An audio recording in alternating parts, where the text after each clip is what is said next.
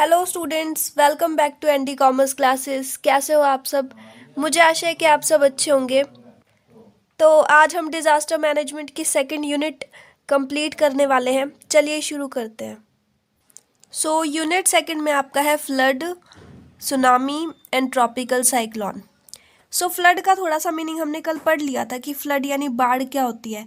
जब वाटर जो है वो ओवरफ्लो हो जाए ज़मीन के ऊपर, मतलब जो पानी है बहुत ज़्यादा ओवरफ्लो हो जाए, और जो ड्राई ज़मीन है ज़्यादातर उसी के ऊपर होता है। ये नेचुरल डिज़ास्टर है फ्लड, मतलब अपने आप ही आती है ना।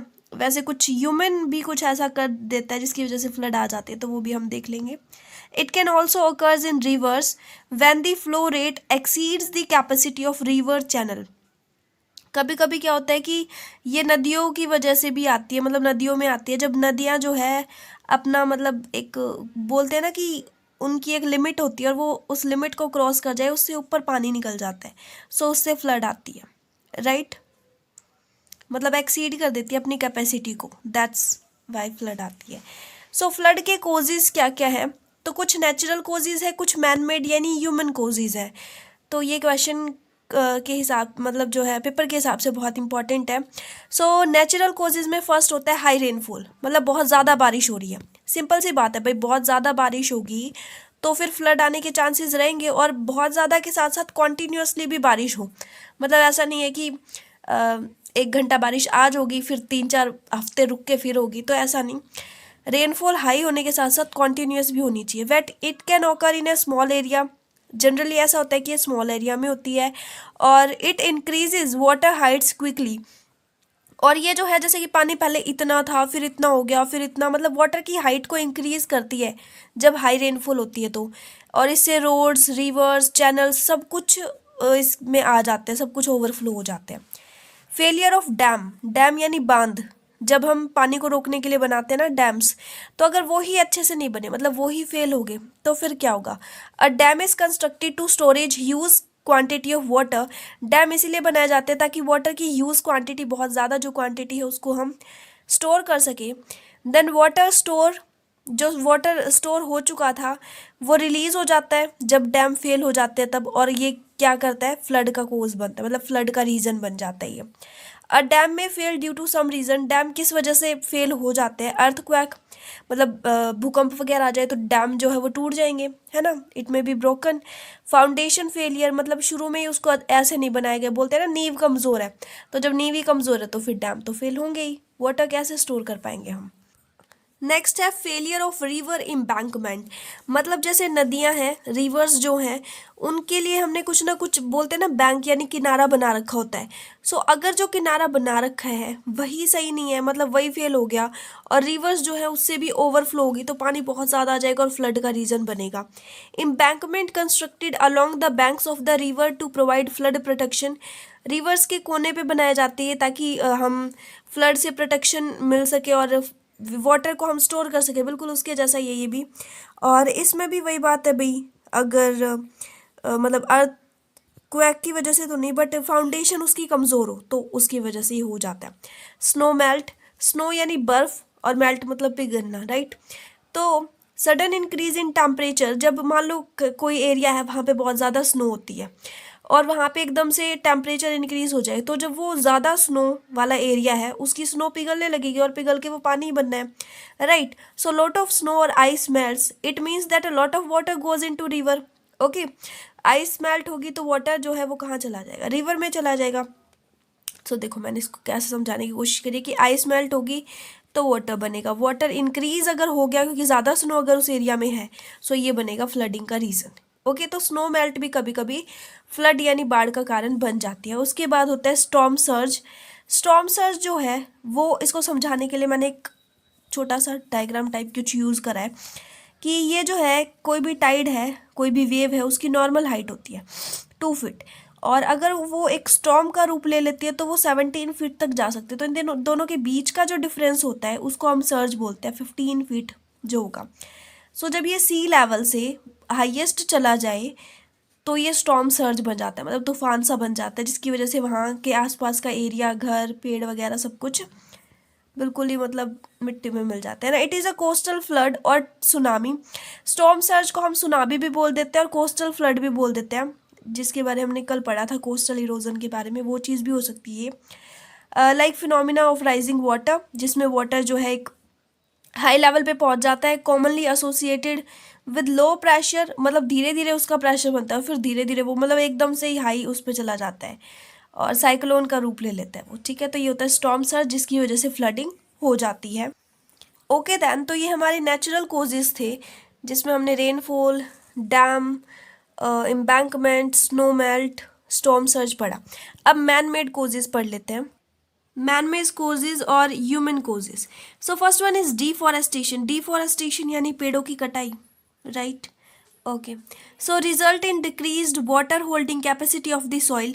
अगर हम डिफॉरेस्टेशन करेंगे मतलब बहुत सारे पेड़ काटे जाएंगे, तो इससे वैसे तो हमें बहुत नुकसान होगा, है ना, ऑक्सीजन की कमी हो जाएगी और भी काफ़ी सारी चीज़ें। लेकिन इसके साथ साथ, क्योंकि ये जो होते हैं ना, इनकी रूट्स बहुत ही ज़्यादा स्ट्रांग होती है, और ये जो रूट्स होती है ना, ये क्या करती है, और या फिर इनकी सॉइल जो होती है वो वाटर को होल्ड करती है, तो फ्लड को रोकने का काम करती है। लेकिन अगर आप डिफॉरेस्टेशन करोगे यानी सारे ट्रीज को कट कर दोगे, तो फिर इसका फ़ायदा नहीं, नुकसान होगा, और वो क्या होगा, फ्लड के रूप में होगा, क्योंकि वाटर होल्डिंग कैपेसिटी तो अब रही नहीं, डिक्रीज होगी। It reduces the infiltration of water into the ground which causes flood. कि भाई क्या होता है कि ये वाटर को फिल्ट्रेट भी करते रहते हैं, है ना, क्योंकि उनकी वहाँ की मिट्टी भी ऐसी हो जाती है उपजाऊ जिसे बोलते हैं। तो फिर अब अगर यही नहीं रहेंगे तो फिल्ट्रेशन की सिचुएशन आ जाएगी, और जिसकी वजह से फ्लड आ जाएगी। ओके, सो नेक्स्ट कोज क्या है, बैंक इरोजन।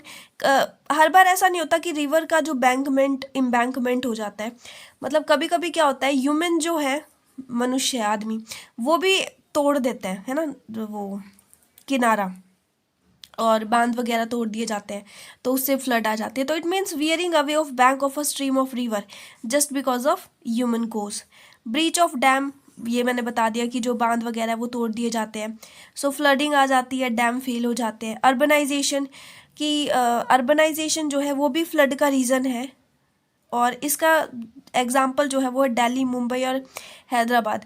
मतलब यहाँ पे बहुत ज़्यादा पॉपुलेशन इंक्रीज़ हो रही है, और बहुत ज़्यादा मतलब अर्बनाइजेशन वाले एरिया, मेट्रोपोलिटन सिटी है ये, तो यहाँ पे जैसे थोड़ी सी बारिश वगैरह हो जाए तो ड्रेनेज सिस्टम यहाँ का अच्छा नहीं है, मतलब निकासी व्यवस्था, जो पानी वगैरह निकालने की व्यवस्था होती है, सो ज़्यादा जहाँ पे अर्बनाइज्ड एरिया होता है वहाँ पे इतनी अच्छी ना भी हो शायद ड्रेनेज सिस्टम, तो उस वजह से जो है फ्लडिंग हो सकती है। अब जो फ्लड जो होता है उसका अफेक्ट क्या होता है, अब जो ये इफेक्ट है ना वो लगभग सेम से है सबके ही, फ्लड के भी, सुनामी के भी, ट्रॉपिकल साइक्लोन के भी, क्योंकि सारे वाटर रिलेटेड हैजर्ड्स हैं।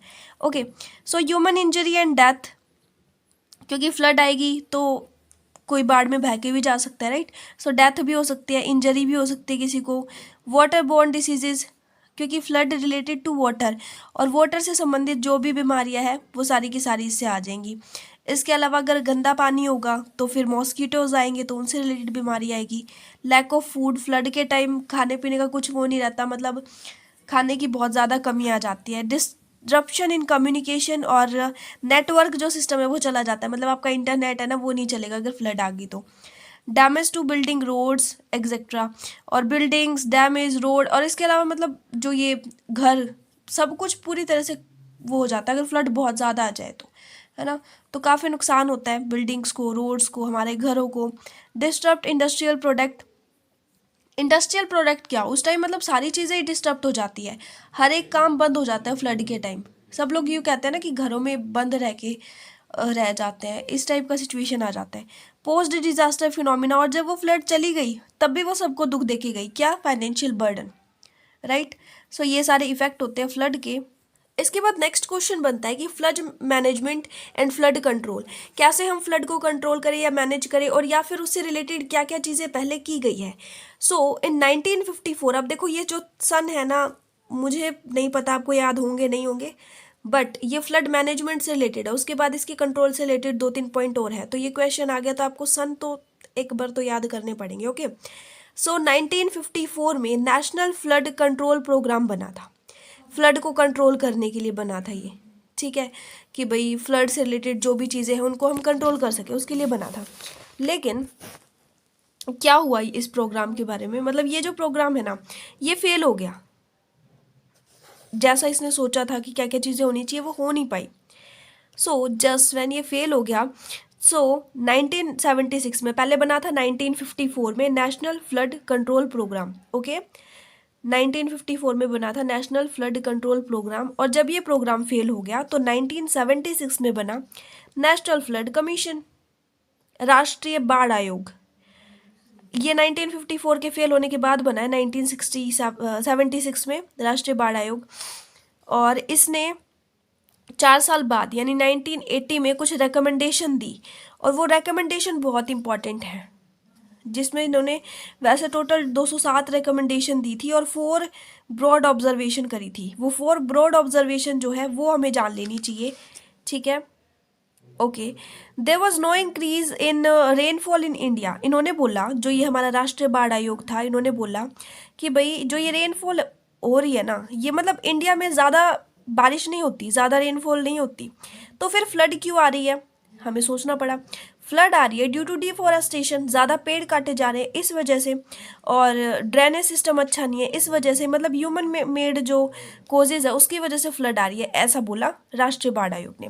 सेकंड उन्होंने क्या बोला, क्वेश्चन मार्क उठाया उन्होंने, मतलब क्वेश्चन उठाया किसके ऊपर, effectiveness of the method adapted to control flood, कि हमारी जो व्यवस्था है ना, सिस्टम जो है वो फ्लड को कंट्रोल करने के लिए अच्छा मेथड यूज़ नहीं कर रही, मतलब इफेक्टिव मेथड यूज़ नहीं कर रही, तो उसकी इफेक्टिवनेस अच्छी नहीं है, इस पर उन्होंने क्वेश्चन उठाया।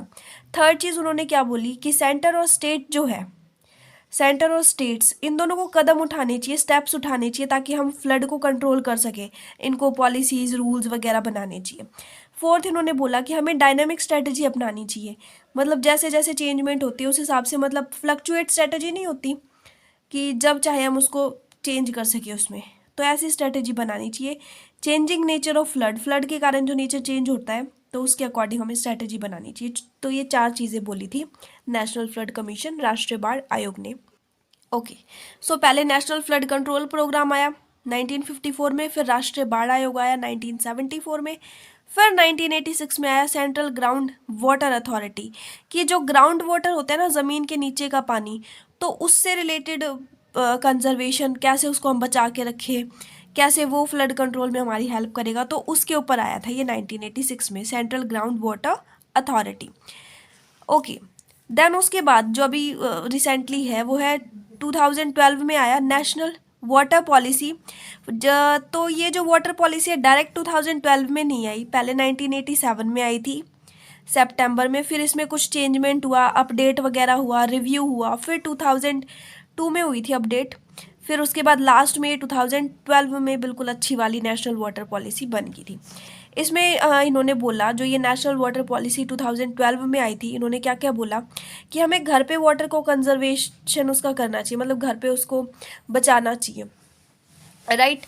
और इसके अलावा घर पे हम कैसे बचा सकते हैं, आपको पता ही है ना, वो टैप वगैरह चल रहा है उसको बंद कर दो, वेस्ट ना जाने दो पानी को, तो मतलब पानी की पूरी तरह से सुरक्षा, तो वो चीज़ें आप लिख दोगे। Then surface water and ground water should be regularly monitoring for quality, और वाटर यानी सरफेस के ऊपर का वाटर और नीचे का, तो दोनों को चेक करना होगा हमें, ताकि उनकी क्वालिटी जो है वो अच्छी रहे, है ना, फ्लड वगैरह का कारण ना बने। और minimum flow should be ensured, और कोई भी रिवर है, कोई भी रिवर ही लगा लो, तो उसका मिनिमम लेवल हम सेट करके रखेंगे यहाँ पे, उससे ज़्यादा अगर लेवल होता है तो उससे रिलेटेड फिर अब एक्शन लेंगे। ग्राउंड वाटर डेवलपमेंट के ऊपर भी इन्होंने कहा नेशनल वाटर पॉलिसी ने। ओके, नेक्स्ट जो है ये है फ्लड मैनेजमेंट से रिलेटेड, तो ऊपर हो लिया, वैसे दोनों चीज़ें सेम ही है, मैनेजमेंट और कंट्रोल लगभग।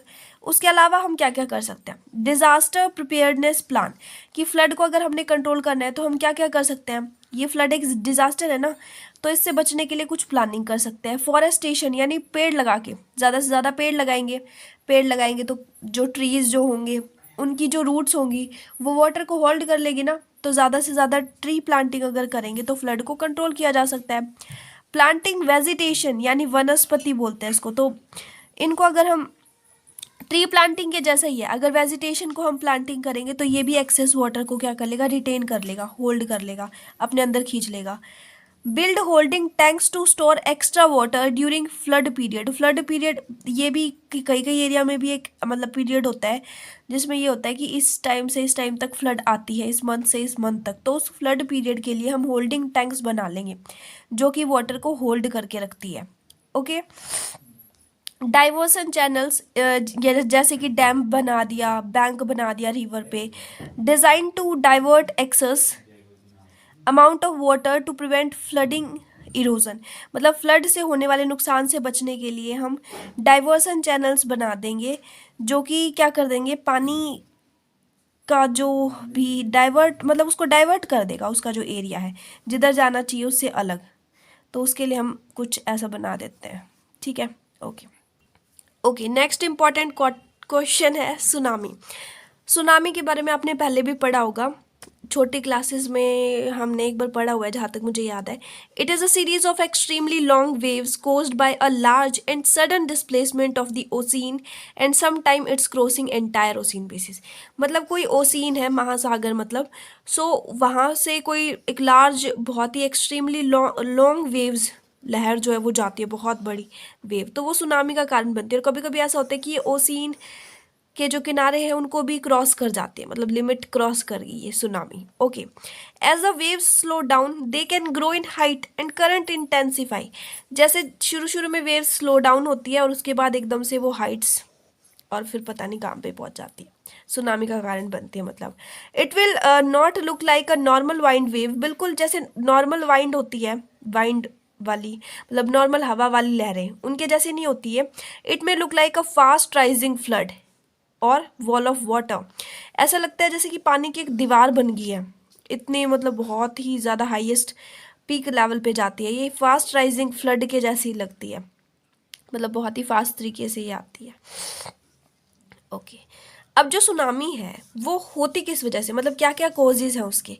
सो अर्थक्वेक, अर्थक्वेक मतलब ऐसा थोड़ी ना है कि दूसरे एरिया में अर्थक्वेक आ गया और फिर दूसरे एरिया में सुनामी आ गई। अर्थक्वेक मतलब सुनामी ओशियन में होती है ना, तो ओशियन के अंडर वाटर जो अर्थक्वेक आता है, ओके, सो उसकी वजह से इट मस्ट ओकर बीनीथ दी ओकिन। अर्थक्वेक कौन सा माना जाएगा कि ओशियन जो है उसके अंदर होना चाहिए, ओशियन के अंदर होना चाहिए, और उसका मैग्नीट्यूड कितना होना चाहिए, 6.5 होना चाहिए। रिएक्टर स्केल होता है ना जिससे कि हम अर्थक्वेक को मेजर करते हैं, तो रिएक्टर स्केल के हिसाब से 6.5 मैग्नीट्यूड होना चाहिए उसका कम से कम, तब वो सुनामी का कारण बनेगा। और it must occur at shallow depth less than 70 kilometre below the surface of earth. Earth के सरफेस से उसका मतलब डेप्थ गहराई कितनी होनी चाहिए, लेस देन 70 किलोमीटर होनी चाहिए। ओके, तो अगर ये कंडीशन को वो फुलफिल कर रहा है अर्थक्वेक, सो वो सुनामी का रीज़न बन सकता है। लैंडस्लाइड्स, लैंडस्लाइड्स जो होती हैं अगर वो वाटर के आसपास कहीं हो रही है, मतलब उसके आसपास कोई नदी जा रही है, कोई रिवर जा रही है, सी कुछ जा रहा है, तो मतलब उसके आसपास अगर कुछ हो रही है वाटर के आसपास, तो वो लैंडस्लाइड वाटर को डिस्टर्ब करती है और कई बार ऐसा भी होता है कि वो सुनामी का कारण बनती है।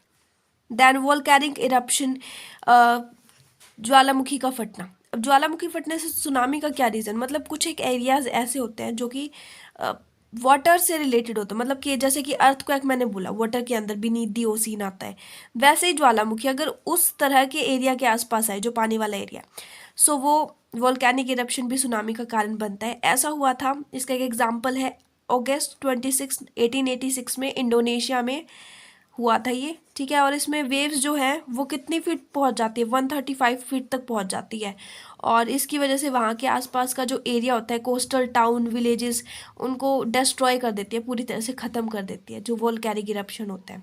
तो इस तरह की सुनामी। फिर उसके बाद under water explosion. Under water explosion का मतलब होता है कि न्यूक्लियर जो होते हैं उनकी टेस्टिंग की जाती है, न्यूक्लियर टेस्टिंग। तो न्यूक्लियर टेस्टिंग जो है वो अंडर वाटर की जाती है कभी कभी, और जो कि सुनामी का रीज़न बनती है। ऐसा एक बार हुआ था यूएस में 1940 एंड 1950s में, मार्शल आइलैंड है वहाँ पे हुआ था ये।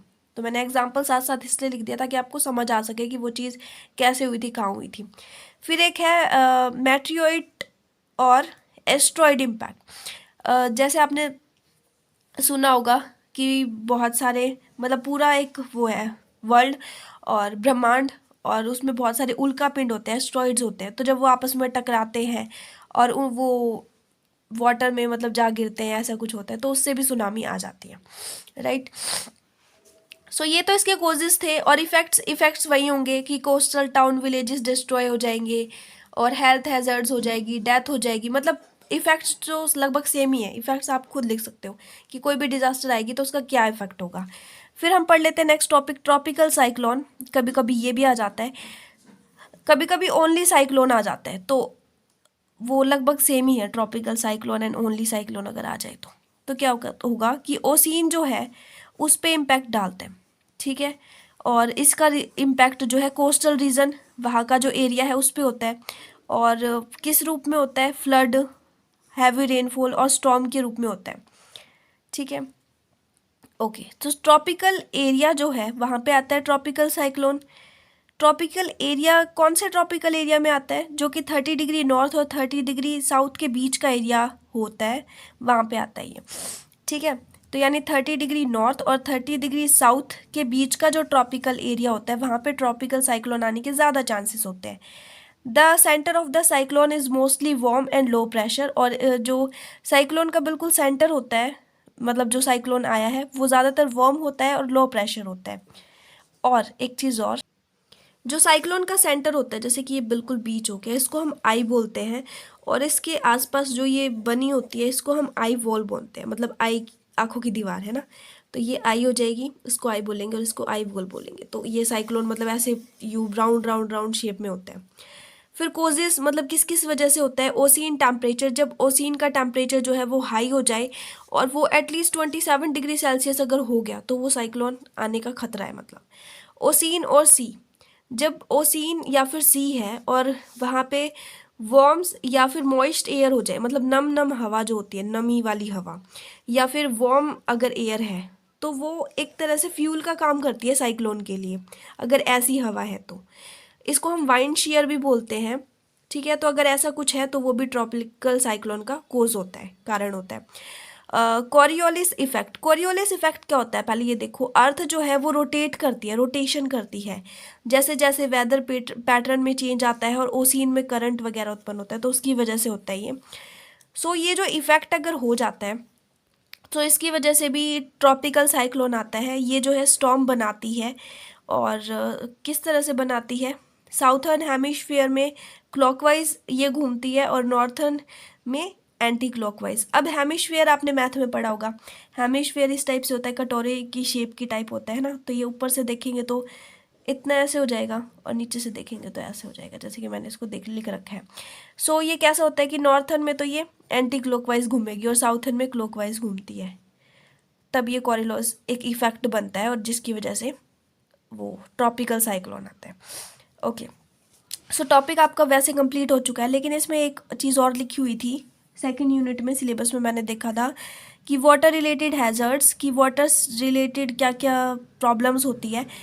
तो यहाँ पे हमें वो नहीं लिखना कि भाई क्या क्या बीमारियाँ होती है, यहाँ पे लिखना है कि वाटर रिलेटेड हैज़र्ड्स है कौन कौन से, तो वो है flood, tsunami, tropical cyclone, heavy rainfalls. अब ये जो 3-4 चीज़ें हैं मैं आपको करा चुकी हूँ, तो या तो इनका सेपरेटली आ जाएगा कि फ्लड क्या है इसको डिफाइन करो, कोजेज और इफेक्ट डिफाइन करो, या फिर आ जाएगा कि सुनामी क्या है इसके कोजेज और इफेक्ट बताओ, या फिर आ जाएगा ट्रॉपिकल साइक्लोन क्या है इसके कोजेज और इफेक्ट बताओ, है ना। तो इफेक्ट तो लगभग सेम सेम से ही है, कोजेज मेन आपको पढ़ लेना है।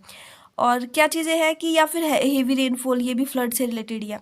और या फिर मान लो ये ऐसे नहीं आया, ऐसे आ गया कि वाटर रिलेटेड हैजर्ड्स जो है उनको एक्सप्लेन करो, तब आपको थोड़ा थोड़ा एक्सप्लेन करना पड़ेगा सभी को, है ना, या फिर कोई भी 2 या फिर कोई भी 3। ओके, सो ठीक है, आपका जो टॉपिक है वो कंप्लीट हो चुका है। अगर आपको समझ आया हो तो वीडियो को लाइक कीजिएगा, और जिसने चैनल को सब्सक्राइब नहीं करा वो चैनल को सब्सक्राइब कर दीजिएगा। अपने फ्रेंड्स ग्रुप में ज़रूर शेयर कर दीजिए इसको, ताकि वो भी पढ़ लें, है ना। अभी तो वैसे भी टाइम है पेपर होने में, 16 को है। And thank you so much.